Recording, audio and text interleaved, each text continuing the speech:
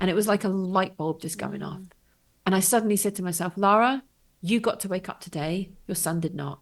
You get to feel the sun on your skin today. Your son does not. Stop making this about you. This isn't about you. This is about others. What are you going to do with all that pain, that grief, that trauma? And how are you going to use it as a fuel to help empower others?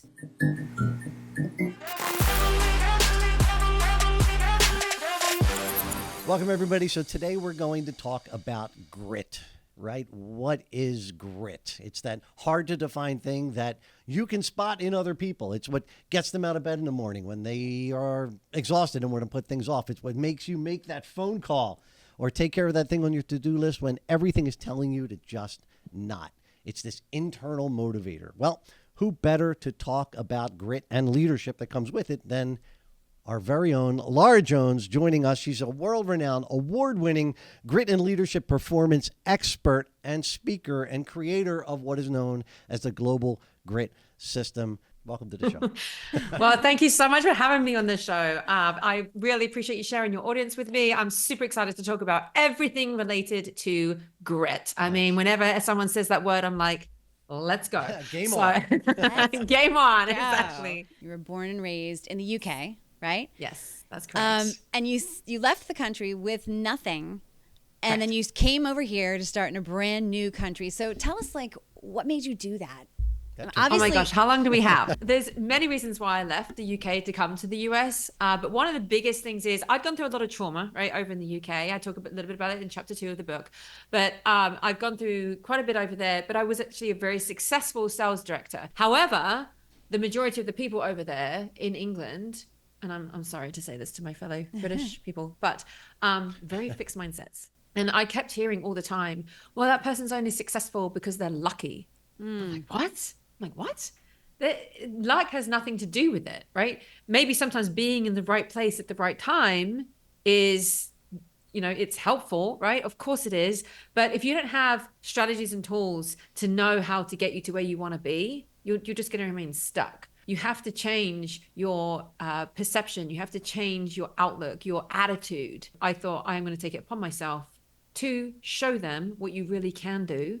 And I just decided one day that was it. I wanted to up and leave. I wanted to be a lion, and the best way to be a lion is to train with them. And that was why I decided to up and leave. And actually, when I came here, I didn't have a social security number, so I couldn't go and work for anybody.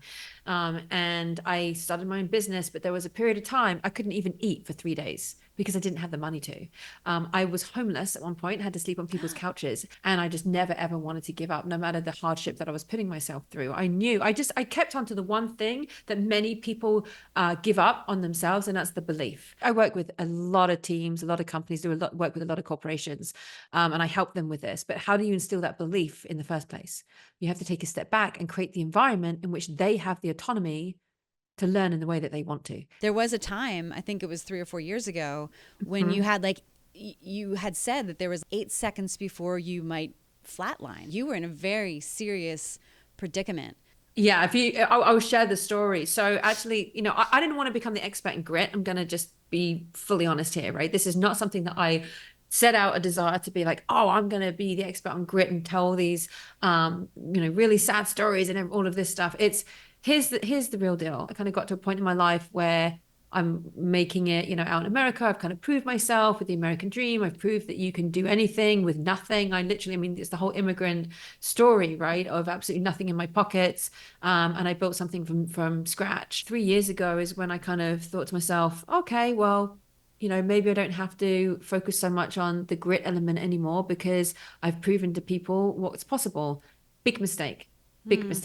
So 3 years ago, unfortunately, the unthinkable happened. No. And that's when my global grit system actually started to develop from the most tragic event that had ever happened in my life. And my youngest son passed away.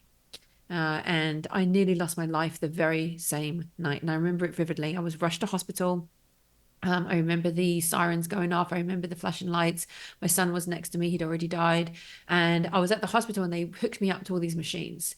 My blood pressure plummeted. All I remember is the nurses screaming down the hallway saying, emergency blood transfusion, emergency blood transfusion. I see a crash cart being pulled in. And I'm like, this isn't good. And I was told afterwards, but I had about 8 seconds before I was about to flatline in that very moment. I said to myself, okay, Lara, you got two choices. One, you accept it and you die. Two, you accept it, you're probably going to die, but you have to trust they're going to bring you back. And in order for me to create that belief that I could be brought back, because I was like, somehow subconsciously I was going to have to create that, I said, okay, what's the last thing you want to see before you die? And I said, my living children. So I use a technique on myself that I teach to so many other people called the 5, 4, 3, 2, 1 technique. And I said, okay, what's the 5 things you can see? What's the 4 things you can hear? What's the 3 things you can feel? 2 things you can taste, and 1 thing that you can smell. And as I did that technique, it helped save my life, because what it did was it slowed my heart rate down. And now my body did not have enough blood for my heart to pump around. And my organs were shutting down one by one. During this transit, like this period of time of me doing this technique and slowing my heart rate down, it actually allowed the doctors, it gave them more time to figure out how to get the 16 gauge needle into my collapsed veins with the blood that saved my life. And so they were able to do that. I was whisked off into surgery, and then my life was saved. But a lot of people do not talk about the aftermath. And let me tell you, the first thing that I was asked when I woke up from that was, do you want to have your son buried or cremated? Here's a death certificate you have to fill in. Oh my gosh. It was horrific. It was horrific. And then they said, well, which funeral directors do you want to use? Because we have to transport his body. Mind blowing, right? Mind blowing. But these people are dealing out of logic. There's no emotion attached to it, because it didn't, they have to kind of switch off from that. But at the same time, here I was, complete mess. I'd only just woken up from surgery. I nearly died just a few hours earlier. And my son had already passed. So now I'm left to deal with the aftermath. So I came back home with no child, and I had to tell my living kids why their baby brother was no more. They were very little. They were only 2.5 and 1. And during that time period, I remember saying to myself, oh my gosh, Lara, you are a leader of a company. You are a leader for your kids. My ex-husband didn't work, so I was supporting him as well. I was just supporting everybody. And now I had to do it on top of having double trauma and grief. I thought, how the heck am I going to do this? How? Nobody would have blamed me if I'd given up. Nobody. But 4 months went by, and I was kind of in a very dark space. I felt like I was drowning every day, to be honest. Even getting out of bed, that's a win. Just even taking a shower, that was a win for me. But I remember 4 months later, I remember this vividly, because it was January 2022, and it was a Monday. And I remember I woke up in Jack's room. That's my son that passed. I woke up in his room, and I walked into the bathroom, and I remember there was a window behind me here, and there was a mirror in front, and the sun was just streaming through the window, and it bounced onto the mirror and onto my face. And it was like a light bulb just going off. And I suddenly said to myself, Lara, you got to wake up today. Your son did not. You get to feel the sun on your skin today. Your son does not. Stop making this about you. This isn't about you. This is about others. What are you going to do with all that pain, that grief, that trauma? And how are you going to use it as a fuel to help empower others? And I thought to myself, well, in order to do that, I first of all have to understand, how have I, what I like to say, grit through the past 4 months? In fact, how have I grit through all of my prior traumas? And it was then that I discovered my Global Grit system. But during those 4 particular months, what was my choice? Right, I either sink and everybody suffers, or I have to somehow kind of come up for air every now and then and be like, okay, I've got this. Little whiteboard here. So, oh, good. Let's see. I'm a visual person, Love so that. it's like, yeah, I like to show people from a visual perspective. There's nothing you can throw at me that I'm going to be like, okay, I'm not going to do that. No, you throw a challenge at Lara Jones, she's on it. Like, I'll work to be the best at whatever it is I have to do, because I'm very competitive. I'm a competitive athlete as well. And so that's kind of inbuilt in me, but I am a get it done person. But I realized that this was hindering me with my situation, with trying to move through this pain, because it was kind of killing me, because the get it done is almost like, okay, brush it off. I'm a solutions, not a problem person. But my solution to this was I wanted to bring my son back. That wasn't going to happen. Right. So I had to find a different solution. I had to be creative around it. And so that's when I realized that instead of just getting things done, I had to reframe how I think about the situation. So instead of saying, look what happened to me, I'd say, look what revealed me. Or instead of saying, look what was taken from me, I'd say, look what was given to me. And when you change certain words that are negative in a sentence, into positive mean that you have a physiological response, and it alters your brain chemistry. And when you alter your brain chemistry, that's when you're able to start rewiring your brain. But it has to be consistent. You've got to create it like a habit. So I kept doing this over and over and over. And a lot of people don't realize this. And again, I talk about it in the book, but 80% of your thoughts are negative and 90% are repetitive. Really? So that means, oh yeah. So it means even today, like you guys have had negative thoughts, and you're probably going to be like, no, I'm a happy, positive person. I don't have positive all negative day. thoughts. That's bull, right? Because you have negative thoughts. Wait, that's you a do have negative thought negative by thoughts. itself. Wait a minute. Wait 1 second. I'm just talking facts. I'm talking facts. But you have negative thoughts that run through your head a lot. And Okay. the reason they keep repeating is because you're not dealing with them in the correct way. When you have negative thoughts that come into your head, you just immediately try to just push it away. And it's like, I'm not going to deal with that. In fact, a lot of get it done people do that. They just push it away. Well, that's actually the wrong way of dealing with it, because it's just going to come back and bite you harder. So the actual way you should deal with it is to acknowledge it and then sit with it for a minute. And it's very uncomfortable, so people don't like doing it because it is uncomfortable. But you sit with it for a minute, and you say to yourself, how is this serving me? Like, is this serving me? And if you say no, you put it in a box, you put it on a shelf. But what you've just allowed your brain to do is free up memory. So now it's happy because you've processed it, and it knows it can tap into it if it has to. But now you've just freed up memory for the positive thoughts to come into your brain. And so this is what I was doing. And I was reframing how I thought about the situation. And I suddenly said, well, if I'm able to get it done and reframe how I think, I'm going to be able to impact others in a very positive way. Because remember what I said, it's not about you, it's about others. I don't care if you're a leader or not.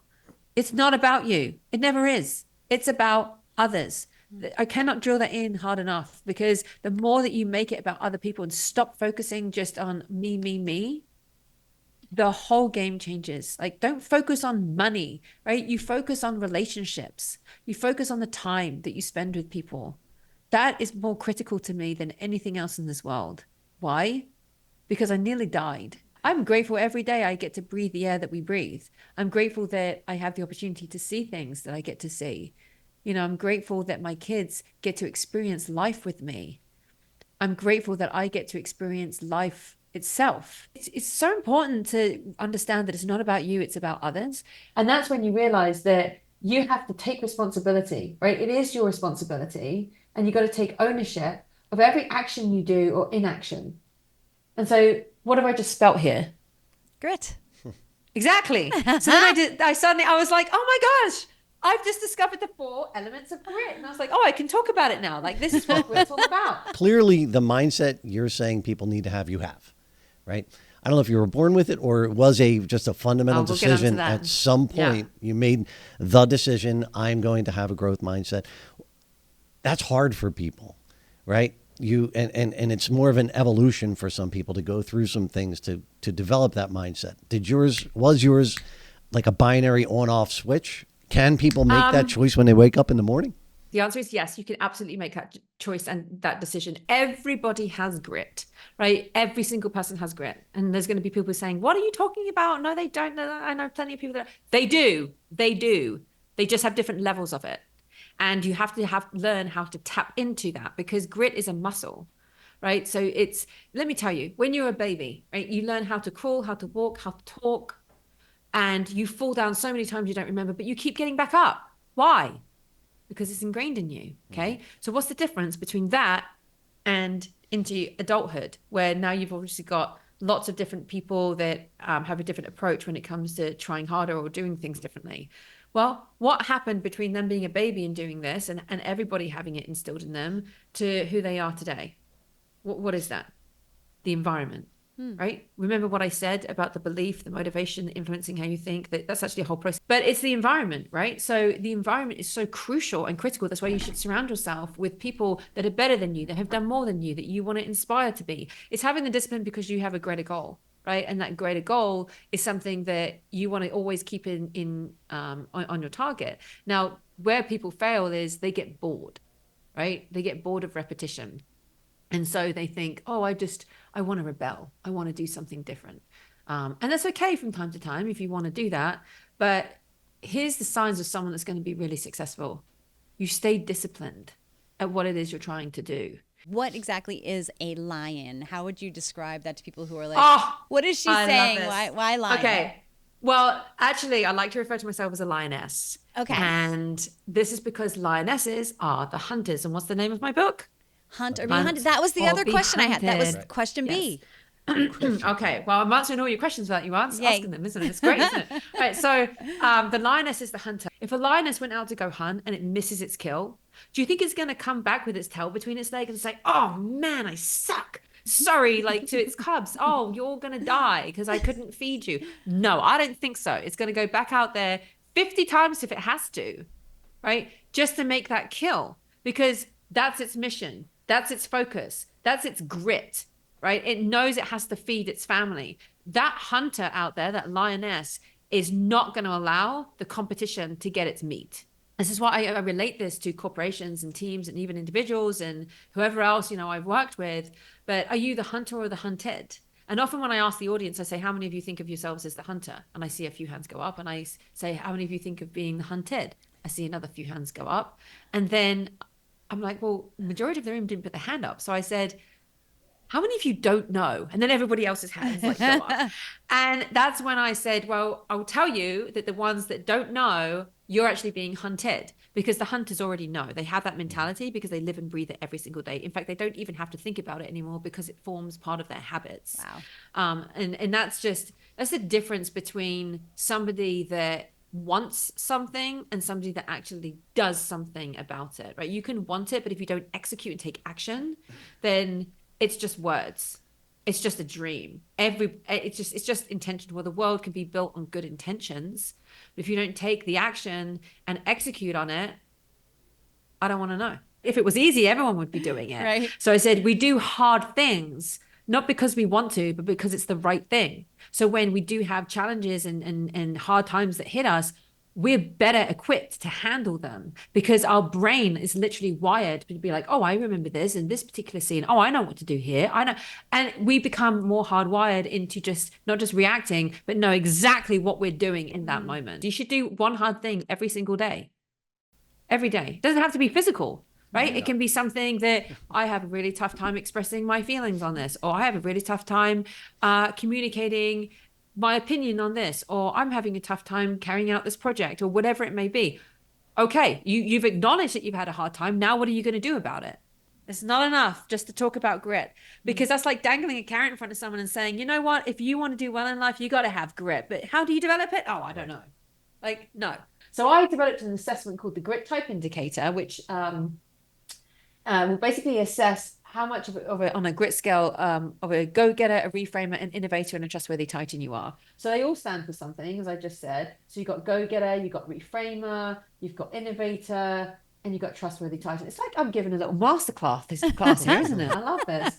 I mean, my gosh, I'm doing a little mini workshop. Look at that. But you got the four different types of grit. So now I was like, oh, I've just created the belief in people that everybody has grit. So you can do anything in life as long as you understand that you do have grit. So now I've got the 4 elements, I've got the 4 types. How do I now put that into a process which helps people understand the growth?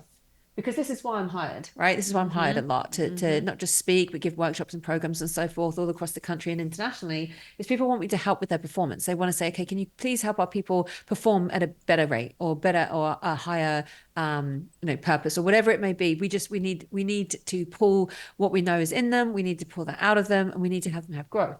Well, we have to start at the bottom, because most people, they will start in comfort. Why? Because it's comfortable. Basically, it's what they know, right? And their brains are actually doing the one thing that they're supposed to do, and that is protect them. So they're like, no, you're going to stay in comfort. You're going to stay in comfort. Okay. So then I say to them, what's on the other side of comfort? Fear, right? Fear. And then I say, what's on the other side of fear? And they say growth. And I say, no, it's not. I said, there's a great big gap. It's missing. What's missing? And I said, this is why most leadership programs, most sales programs, most any other type of program that you're trying to do, it will fail if you don't do the practical. So this is called the learning zone. And I'm going to come back to that in a minute. But how do we get out of comfort and get into fear? Well, I'll tell you, not trying to put you on the spot. I'm just going to tell you. We pull from the G in grit, and we have to get things done, right? We've got to have that go-getter attitude. We just got to get it done, take action, and so on. Actually, it's very easy for me to teach people that. What's really difficult is when they're now in their fear, they're like, well, now what do I do? Yeah. because now I'm in this fear zone, and then I'm people get scared. Yeah, they're scared. And so if they don't have the right tools or strategies to get out of fear and into learning, they end up going back to comfort. Or they freeze, or they're like, oh, I'm just going to grind it out because that's the type of person I am. I'm just going to grind. Right. But again, without the right tools or without the right strategies, they can't get out of fear and get into learning. So what happens is they grind it out, their stress levels increase, their anxiety levels increase. That leads to burnout. Burnout leads to poor performance, and poor performance leads to getting you fired, or you're going to leave. Not good for anyone, because now the company has a recruitment and a retention issue, and now the individual has low self-worth, low self-esteem, and they end up back in comfort anyway. It's not good at all. So how do we get out of fear and get into learning? Arguably the most difficult, the one I've just been talking about, but you've got to pull from the R in grit. You've got to be able to reframe how you think about the situation, because grit is not about running away from the situation. It's about changing your perspective in the midst of the situation. And that's tough for people when they're in the midst of it, right? When they're in those challenges at that time. So if you can master that reframing how you think, and you're in the learning zone, once you're in the learning zone, you need to make sure you spend long enough in here for it to become a habit. So then you can carry out the tasks which allow you to achieve the goal. But if you spend too long in here, which by the way, my reframers are notorious for, because they have a fear of imperfection, right? And so if you spend too long in learning, then it's like reading a really good book, putting it on the shelf, and it collects dust, and you don't do anything with it. What good is that? You're not executing. You're just a dreamer, right? So therefore, how do you get out of learning and get into growth?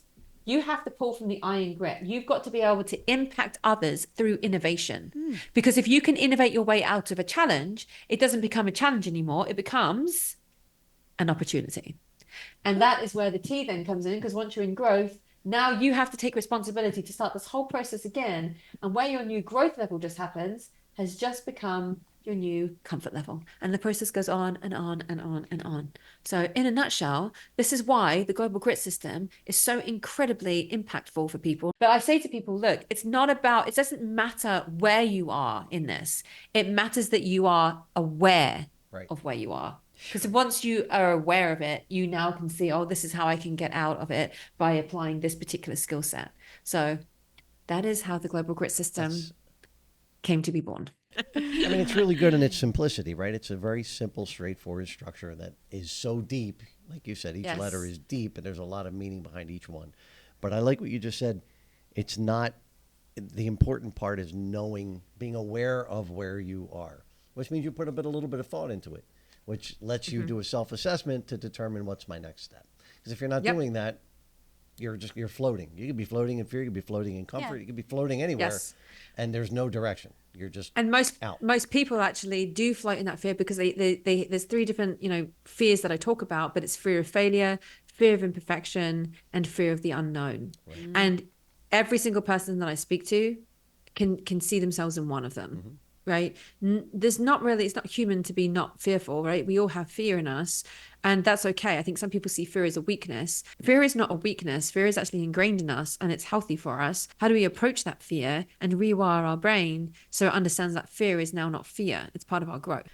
When you are coaching these teams, what do you see the most of? Where are people the most? Are they in the comfort zone? Are they in the fear zone? Are they growing? Like what do you see? It's a good question. It's a mixture, actually. It's a mixture. And a lot of it also depends on their grit type. And my grit assessment is not a personality assessment. It's kind of like the DISC assessment, but in grit, like the Myers-Briggs, but in grit. It's not a personality assessment. It will assess how gritty you are in certain situations. When certain bad things hit the fan, right? And you've got the adversity, and you've got all these different things happening, you've got to make sure that you know how you're going to deal with it. Like if you understand which grit type, more dominant grit type you are, you also can learn, okay, I need this grit type in this particular scenario. Across the board, I've seen quite an even split, if I'm honest. Like I see some people admit they're already in growth, some people get stuck in learning, some people get stuck in the fear, and then you've got others that are stuck in the comfort. And oftentimes, I ask them, I'm like, well, why do you think that is? And it's because they don't know, like they don't have the tools to get out of it. No one's ever developed it in them because they didn't think that it can be developed. Grit can be taught, and it is applicable like to anybody, and you can, but you do have to want it, right? You can't just do it and not want it. You have to want it. You have to have Right. that desire and that passion to want to change and to want to grow. And now I come across people that actually want to change and put themselves in environments to change, but they lack the discipline to follow through with it. And then you've got others that have the discipline and will follow through on things, but they don't necessarily put themselves in the right environment. So it's like you've got to have both, right? And that's why I left the country, England, to come to the US, changed my environment, and I had that resilience and that grit to follow through, even on the days I couldn't eat, even on the days that I was homeless. So I would imagine that different roles within a company would attract different grit types. Mm-hmm. Right? So Yes, Salesforce, absolutely. for instance, that person is probably not living in comfort because that's not a comfortable role. No, but you'll be amazed at how many will actually run back to comfort. So you say that, Yeah. but they love the fear, but then Right. they run back to comfort, and that's why then they don't hit their targets, Okay. right? Right. Or they start burning out because they remember what I said earlier about them grinding. Like I see that a lot in sales. It's an amazing tool. My reframers, very, very talented and good at what they do. They just need to speed up a little bit. Okay. I'm just saying. All right. Wonderful people, really good at their thinking. My goodness, are they slow at making their decisions? Yeah, and they don't like to finish things because they have this fear of imperfection. So I love my reframers, but I'm just saying you need a bit of G in you.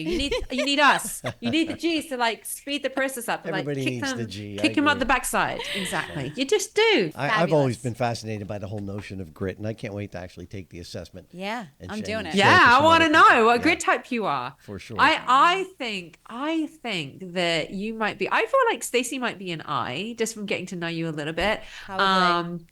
And I think What is that that, you might innovator? Innovator. Innovator. Yeah, believe it. I I think agree that with you.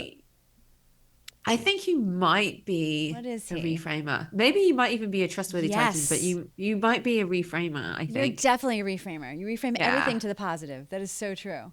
Is Yeah. that what that means, though? I mean, I have Yes. a positive outlook, but I also get up and go get Yeah, it, but challenge kind words of become mindset. your Yeah. yeah, and don't I know. think I would say you're more like a logical thinker Oh, than definitely you logical. are like with your emotions, you know. So 100%. Oh, yeah. yeah. And Yeah. I don't know. you're not I wanna as find out. you're and I'm just calling you out now, like live on this. I But love it. I would say you're non-assertive. Like you're not as assertive as Stacey. Stacey's more assertive and a little direct. I'm sorry, I just Well, but the that's okay. second I like half of that I is like that, but yeah. 100% correct. Stacey's very Yeah. assertive. My prediction is that you are a reframer and that you are an innovator, Stacey. So. I think I'm coming to Arizona and we're hanging out. Yes, let's do it. I just want to hang. I love just it. want to hang out with Yes. you. This is like you literally like I could you Positive just energy. lift up people, and I it's love it. just Oh, so thank you. fantastic. And Thank you. Well, I just you're love life. Fireball. You know? I You're love like a life. Yeah. fireball. It's phenomenal, and I just could talk to you all Love day, and I don't even know. Aw. Like, I have love no it. more questions though. I mean, you've answered I know. everything. Who needs the questions? Throw the questions out the window. So, what is next? for Yes. you? What else What's are you on gonna the- What do? is What's next? on the horizon? Yes. It's a good question. What is next in the life of Lara Jones? I mean, who knows? I mean, every single day is a mystery to even me. You know, I wake up and something different happens that day. Okay, a lot of big things on the horizon. Obviously, I've been making a name for myself out there. Whenever people think of grit, they think of Lara Jones. When they think of Lara Jones, they think of grit, which is great. I've been building a huge platform on LinkedIn and Instagram. So anybody out there listening, if you want to follow me, my already Instagram did. is at official Lara Jones. Oh, you did? And it's Lara. By the way, there's no U in my name. In fact, let's just show the book because I want people to realize. Yes, show the book. Well, I'm we'll very put the book particular on up for this. sure. And we'll have pictures of the I book want to too. show it to them. This Show is it. how you spell the name. Lara. No U, okay? A lot of big things happening on the horizon. Obviously, the grit type indicator is going to be coming out. And basically watch this space. You know, a lot of people have messaged me lately saying you're like the female version of Tony Robbins. The reason I want to be known for this is because I'm tired of people telling me that they either have grit or they don't. And so when a really crappy situation occurs, people will take their own life because of it. And I'm here to change lives and also save them. I know what that's like to not want to be here. And I will tell you that that's not a solution. Yeah. That's not a solution. So there is always a solution. I lost my son in nearly my life. A lot of people don't come back from that. I'm living proof that anything is possible. You just got to have the belief and the faith in yourself that you can do it, because the moment you lose that belief, and I don't care who around you is telling you you can't, there is no such word as can't. I tell my kids that all the time, but if anybody around you doesn't believe in you, cut them loose. I'm dead serious. Just do it. Like, just get it done. Seriously. This is the G in grit. Get it done. Why? And then people say, well, I'm scared. I'm scared of failure. Well, everybody's scared of failure. But if we're scared of failure, that's a good thing. It means that once you've done it, even if you fail, you get back up. Do you think I did everything great the first time? Absolutely not. Absolutely not. But that's what makes me who I am today. That's what makes me a better person. I am who I am today because of my failures. Right. And I'm proud that I just kept getting back up and doing it again and again and again. And I've got we don't have time on the podcast to go over it, but I have so many stories. We got a part two coming up. We have to do a part 2 and maybe a part 3. I'm telling you. In fact, you guys should just come out and just follow me around for a day. We should just do a little documentary on it. It would be so much fun. Seriously. Don't say that because we'll do it. Maybe that's what's next. That's what's next. Documentary. It's been announced right here live. It's announced right here. You heard it today.